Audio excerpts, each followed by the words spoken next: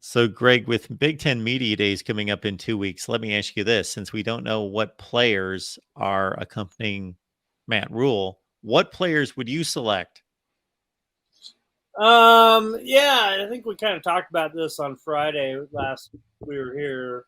Did we? Did I ask you that? Well, I just kind of Oh, speculated. speculated who would be going. I Yeah, got you. I mean, number one, I'm sure 100% sure that Ty Robinson would be one of the three. Just obviously because of his tenure at Nebraska and his position there on the defense as probably the leader of that defense coming in. And I got to think that you got Jeff Sims as well. Obviously because he's going to be the guy running the show on the offense. That's pretty much a given at this point. I don't see Chuppa Purdy or Heinrich Harburg beating him out as a starter. And plus, he just got a brand new NIL deal with John Deere, the tractor company. So that's going to, bank him some pretty good coin in his pocket.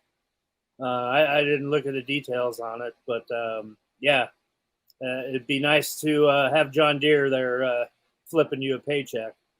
But the third one, boy, it's hard for me to come up with a solid number three. Yeah, you have a lot of dynamic guys that speak very well, but a lot of these guys haven't played for Nebraska yet. And that's the thing that draws me back from Jeff Sims is that, yeah, he hasn't played a game at Nebraska yet, but I think you still have to bring him.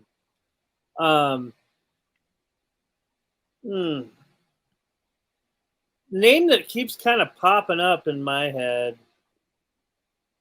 would be Teddy Prohaska, even though he's been hurt for the last couple of years and hasn't been able to play a full season.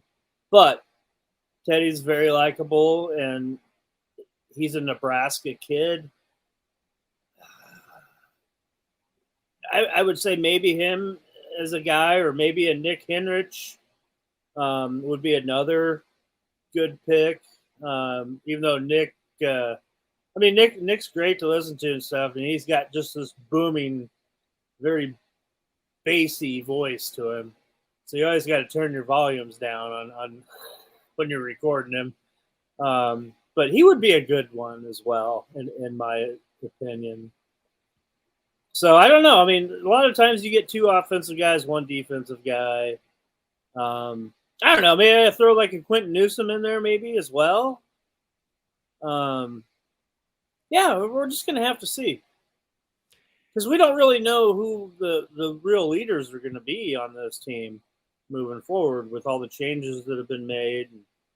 I don't know. Maybe you go with a veteran like a Billy Kemp, even though he's another guy that hasn't played a game here yet, but obviously has played a lot of college football at Virginia, and his name's in the leader book there of all time, stats. So I don't know. There's a lot of guys to pick from. I mean, Anthony Grant, I don't know. I don't think he's as dynamic on the mic because you do have to bring guys that are articulate and have a lot of personality and are not scared by being out there in front of people and speaking.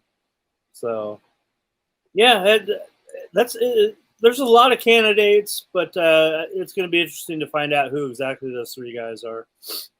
It is a painful task as a reporter talking to certain players because they're just not comfortable with it. They don't want to talk. They might be the nicest guy in the world, but Right. that's not their thing. They don't like it, or they're just haven't learned to communicate, in that setting. And it's just one word answers, and there's a craft to trying to get more out of them and not have them just answer. It's going to be a tough game. One guy, That's it. In my opinion, one guy that would be phenomenal would be MJ Sherman. I mean, this guy is solid gold when you put a mic in front of him. But again, another guy that has not played a game here yet. And all these guys I'm talking about have only been here for 5-6 months. So yeah, generally you want to have guys that have been in the program and that kind of have more of the Nebraska traditions and everything down.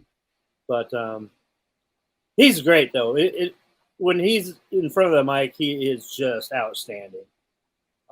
Such a smart kid, very confident, and has something to prove after coming to Nebraska from Georgia. Appreciate y'all being here at the Voice of College Football. This is our Tuesday Nebraska show that we deliver each and every week with Greg Peterson, Husker Online. Get on over there, check it out right here on YouTube. The videos will be fast and furious once Big Ten Media Days cranks up, and then it's on into fall camp. We've got some questions here for you, Greg. Fong Wei wants to know, Greg, compared with recent years, will reporters have more access to practices? That's a hard one to answer because we don't know yet.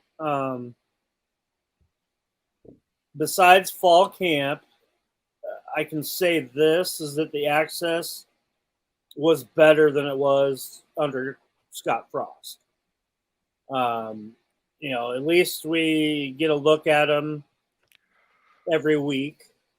We did in fall camp, and I kind of expect that to carry on to. We should be able to have access, I think, every week during, at least one day a week to do video and photo of practice for a short window.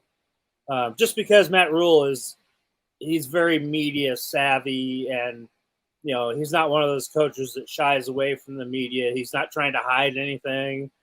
Like Scott Frost didn't want you to see anything. It was kind of weird. But I think, with Matt Rule being, obviously a head coach in a Power 5 school previously, and then being a head coach in the NFL, he's much more in tune with the media. And, like we've talked about when we were on the road with him down in Texas, that he just comes and volunteers information to you that you didn't even ask to know. So, yeah, I think it is going to be much better than it was under the Scott Frost regime.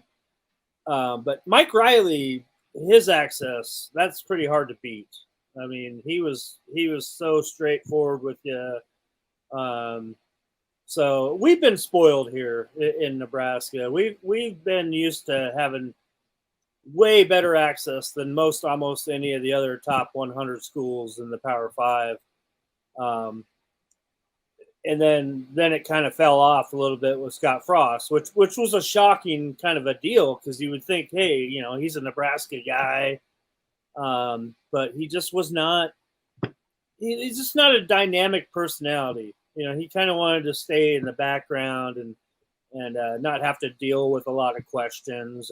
But when you did talk to him, he was fine. But he just would rather not have to deal with it.